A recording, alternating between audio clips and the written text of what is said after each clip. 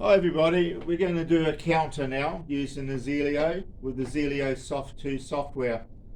I've gone and edited this to save a little bit of time, but down here is where I got my counter. I'm using counter 1. Here it is here. Double click on it and we can set up the parameters. I've gone and set it up for 5, so it's going to count to 5, and once it's done that, it's then going to be completed. We say the counter is done. So this is going to be my input, and I'm going to use this here as my pulsed input to increment the counter. This rung here is for my direction. So down here in the counter we have the count up bit, and we have this bit here which is used for the counting direction. If it's true, the counter will then count down. If it's false, the counter will be a count up counter. Very handy a function to have. Maybe you might want to be doing something like a car garage with maybe 10 spaces, and as a car enters, it takes away a space. As the car leaves, a space is then available again, and the counter can give you a running total of how many spaces are available on a display, for example. Down here is my done bit, which will go true after 5 counts and bring on this output Q1. Okay, let's give it a run. We'll go simulate. We'll go to run. Now notice I've got my watch window set up here, and counter 1, preset of 5 counts. At the moment the register shows 0. So let's put a count in.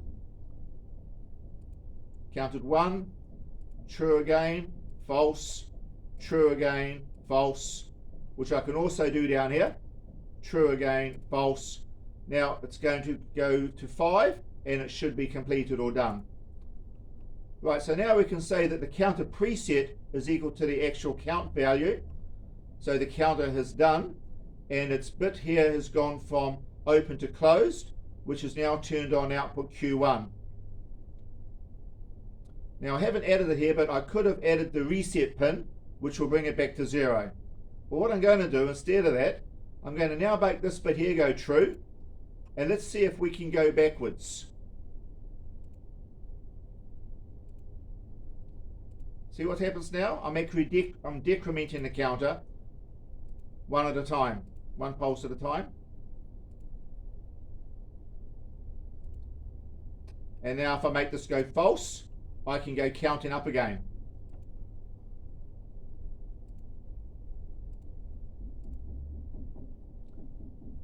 So hopefully that gives you a little bit of an example on using a counter as a count up, count down function.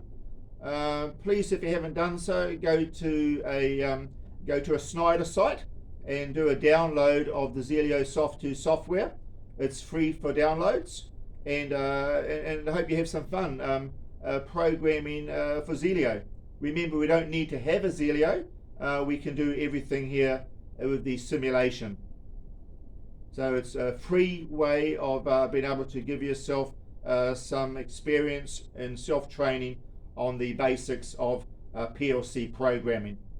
Thank you for watching, and I'll catch you in the next one, where I'm probably going to be getting here into the comparator for a counter value and a comparator for the analog input value.